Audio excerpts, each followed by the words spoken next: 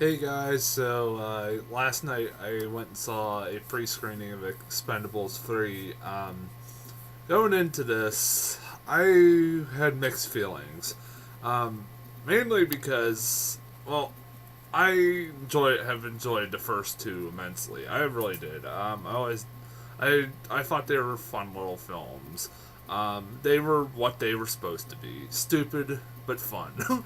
um, it was kind of like a nice little tribute to 80s action movies, starring a lot of the biggest 80s action stars, and also starring a lot of new ones, like Terry Crews and Randy Couture, who I thought did fine throughout the series, and were fine additions, honestly, even though they were standing alongside people like Jason Statham, Stallone, and Schwarzenegger and Bruce Willis.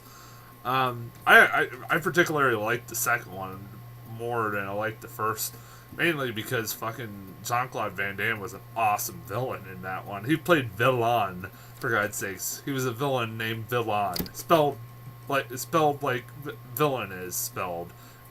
No joke. You haven't seen that movie? That is no joke. Um, but when this movie was announced, I was like, all right, cool. I have no problem with another Expendables movie. Why not? They're adding Wesley Snipes. They're gonna add Antonio Banderas. They're gonna add all these, different people. All right, that's fine by me. Um, but I started to get worried when they announced that this movie was gonna be PG-13, and some of the trailer, and I kind of got annoyed with the trailer for this movie because I got it almost every fucking in front of every movie I saw for like 2 months straight. It drove me nuts. No matter what I was fucking seeing, I would get the Expendables teaser trailer, and it drove me nuts. I was sick of seeing it. I was waiting for something different, like a different trailer, and I didn't get it until like about a month ago. And like I said, I was kind of worried about it, like being PG-13, because like that spelled to me that it was going to be bad or not very good. Um, and you know what? Those worries were pretty much spot on because this is definitely the weakest of the Expendables movies. This movie wasn't very good. It wasn't. I didn't hate it. I know there's some people that are gonna be hate it. That really hate it. I honestly was more bored uh, than and that's saying something when I was bored in a Expendables movie because I really loved the first two, but this one kind of bored me. I was like tired when I saw this, and I during the last half I almost started falling asleep. Honestly, um, there are things that I do like about this movie. I will say that there are things I like about this movie. Um, I like Stallone. I continue to like Stallone. He's one of those guys that I don't think gets enough credit as an actor. Um, he does have some pretty genuinely good moments in this movie, and he always has. Like, he has some very good quiet moments. He's one of those actors I always thought he's not that bad. People just give him shit all the time. Um, I mean, I know, yeah, half the time it does there's are times in this movie that you'll hear him talking, and you're like, "What the fuck is he saying?" That happens with Dolph Lundgren, but fuck, Dolph Lundgren is not in this movie much. He don't even fucking say much. I like Dolph Lundgren in the first two, and it's really a shame that he isn't much in this movie. I really can't say much about the other uh, the other guys that are established characters like Jason Statham and Terry Crews and all stuff because they're not really much in this movie except the first half maybe. Um, I will say I did like a few new additions to this movie. Wesley Snipes I thought was fun. It was nice seeing Wesley Snipes again, and he was fun. He was having fun in this movie. He was goofy. He was being Wesley Snipes.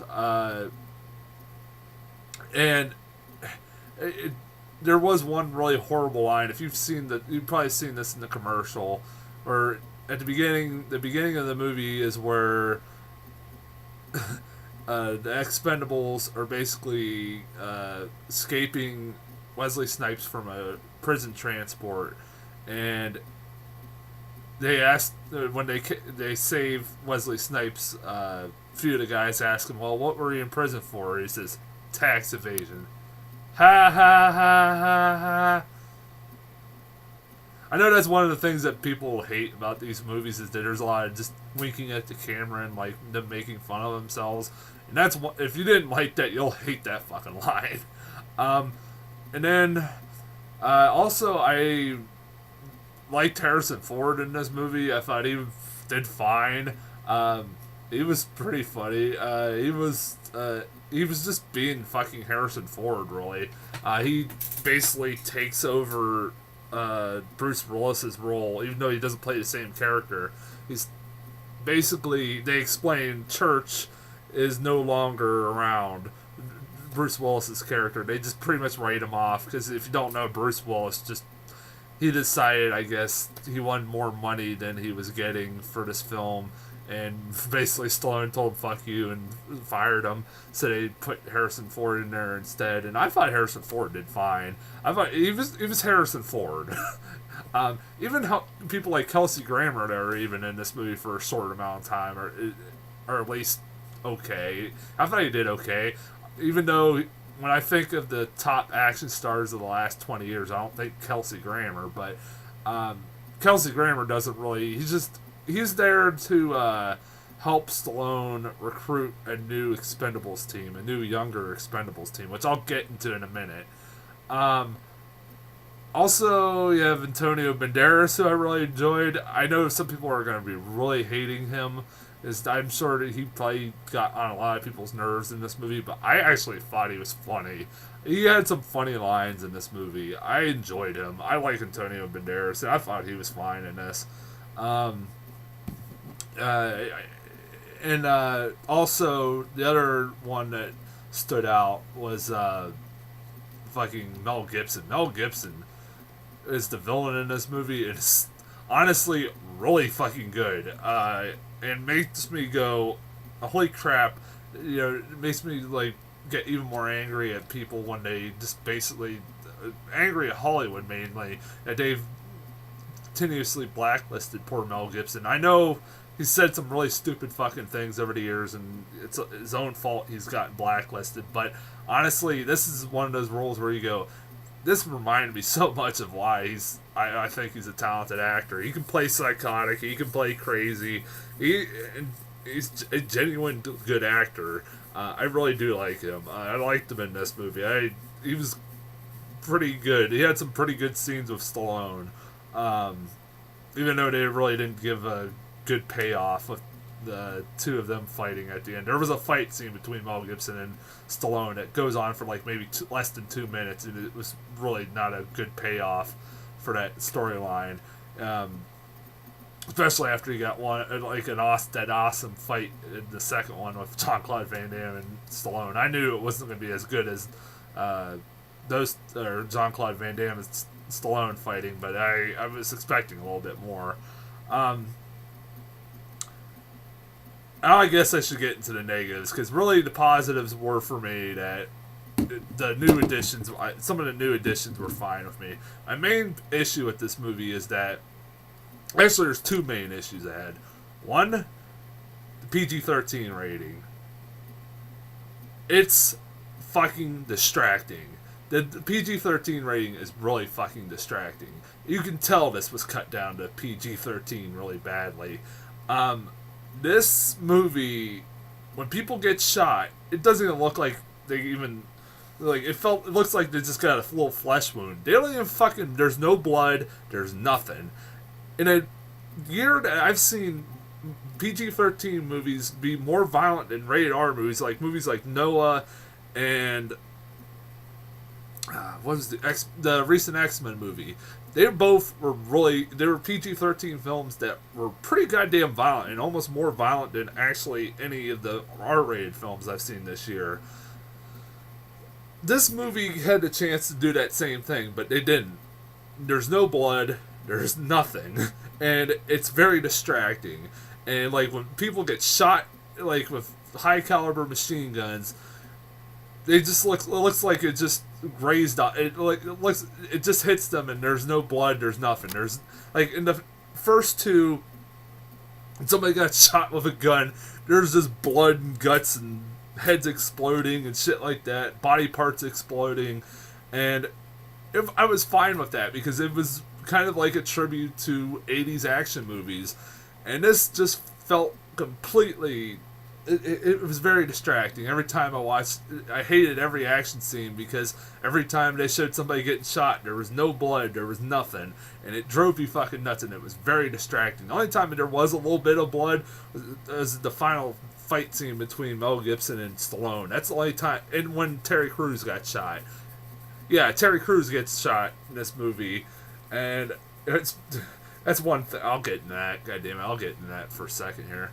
In a second here. But yeah, it's very distracting. It annoyed me. Second big problem I had with this movie was that this movie, all the guys that you kind of grown to like Statham, Terry Crews, Dolph Lundgren, Randy Couture, even Randy Couture and all them are barely in this fucking movie. About 20 minutes into this movie, Mel Gibson shoots Terry Crews, and it looks like he's dead, but he ends up in the hospital. Stallone decides that he's letting go everybody from his team and retiring them all before they all get killed. So he goes on a mission to find a new, younger version of Expendables that includes Kellen Lutz, Ronda Rousey, and I have fucking no clue who else. And these people have no fucking personality whatsoever. This is the idea. This is the best people they could come up with in being the new generation of Expendables. It's really fucking stupid. And also, I think they lost the track on what the whole point of these films were in the first place. The whole point of these movies in the first place was that it was just a big nostalgia factor. It was a big nostalgia factor for people that grew up on the 80s action movies to see all these guys that you never thought you'd see in one movie, like Stallone, Schwarzenegger, Lundgren, Jet Li, stuff like that, and Statham, and now you're adding like the movie, like for majority of it focuses on Stallone and this young team, and Statham and them are just doing fucking nothing. They're just retired. They're showing them in bars and moping around, and you're just sitting there like, I would be fine with them doing a new version of Expendables if these people actually had a fucking personality. Like, I couldn't give fucking two shits about them. And plus, none of them are very good at acting, very good actors at all. Especially Ronda Rousey. That girl's very good looking. I know she could kick my ass any day of the week, but that girl can't act worth shit. I know this is a series where you don't really expect much great acting, but at least fucking Stallone and them have fucking charisma. These people don't. And she doesn't. She is about as fucking... Her performance is about as wooden as it gets, honestly. And I wouldn't want to say that to her face because she could kick my fucking ass, but whatever. Like I said, I hated the fact that they focused more on this new version of the Expendables. I would have been fine with it if they would have got really better, younger action stars. Maybe like fucking Chris Evans. Maybe like somebody said Carl Urban. Oh yeah, hell yeah. Fucking Statham's still pretty goddamn young. I mean, he's not as old as Stallone or Schwarzenegger or any of them. It really bothered me. Like eventually they all get captured. All the young ones get captured, and the old ones have to come back and save them. But it's like, it was just a little too late for me. I was like, I really was agitated that they decided to go that route. Also, I thought that was weird that they shot Terry Crews, and it was like, what, they have one black person, and they can't only have one black person in this movie, and Wesley Snipes, and that's it. They can't have Terry Crews. Really, like, I like Terry Crews. It kind of bugged the fuck out of me that they just got rid of Terry Crews. I guess he was busy shooting Brooklyn Nine-Nine. That was why that he couldn't do it.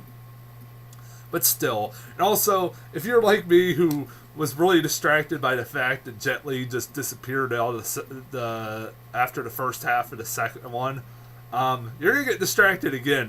You're gonna because Jet Li, because you see him in the trailer, but Jet Li just randomly pops up like an hour and a half into this movie, and he's somehow, for some reason, Schwarzenegger's right-hand man.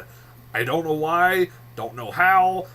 Also, for some reason, Schwarzenegger's just tagging along with the Expendables and Stallone's group, even though really he kind of just hesitantly did it last time. It didn't really show any reason why he would fucking want to do it or like join them all together.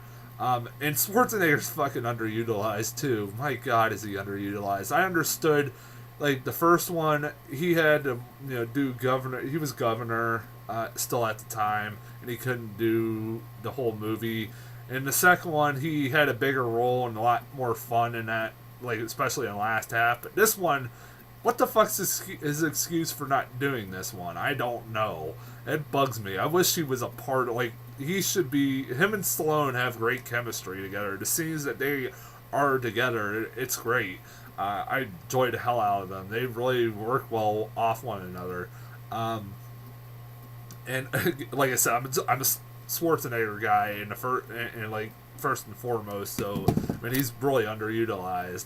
I'm thinking, I want to talk about something really fucking weird that happened in this movie. This is one of the weirdest. There's some weird moments in this movie, but this one stood out more than any of them.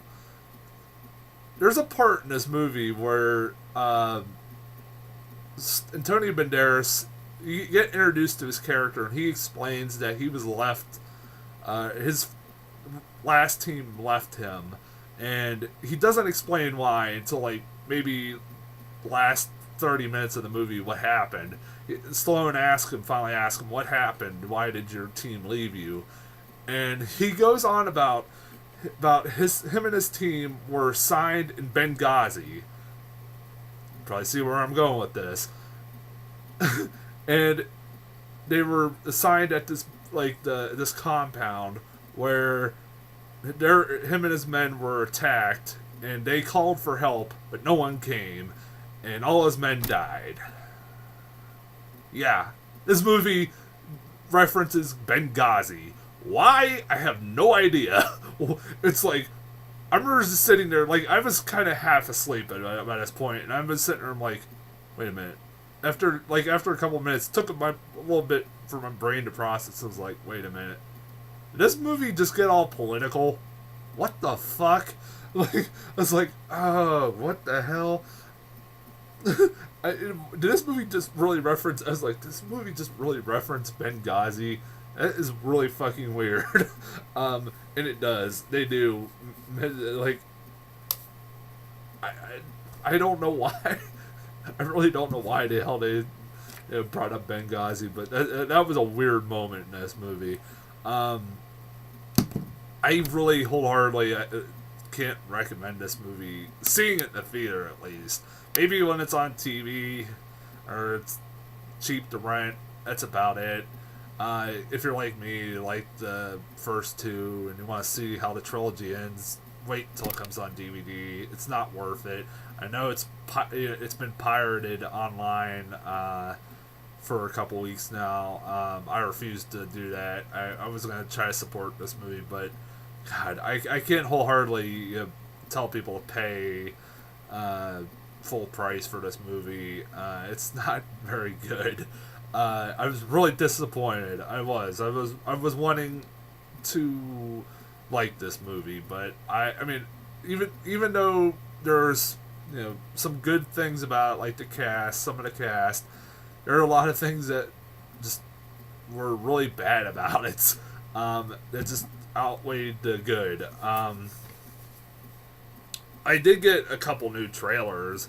I got one was Mordecai, a new Johnny Depp movie where he's just playing a British guy. All right, whatever. I don't know what the fuck is going. He's wacky Johnny Depp, but if he would this time he's British though. Oh yay! I love Johnny Depp, but he's starting to get on my nerves. He is starting. Like I know he could do a hell lot better than this shit. Well, at least it's not a Tim Burton movie. And then I also got the new trailer for Hunger Games: Mockingjay Part One. It was a teaser, and it was pretty. It was pretty effective. I mean, it established what's gonna happen, what's going on in this movie. Weirdly enough, the weirdest part of the trailer for me is that you hear Philip Seymour Hoffman. The first thing you see is Philip Seymour Hoffman talking, and it's really weird to see him like talking. I know. I think they didn't finish all his scenes, and they have to use some CGI to put him in some scenes. So that should be interesting to see. But yeah, it was really kind of weird hearing him voicing over the trailer. That really was a weird thing for me. Yeah, I guess that's about it. I was gonna go see The Giver today as a special bonus, but plans changed, so I won't.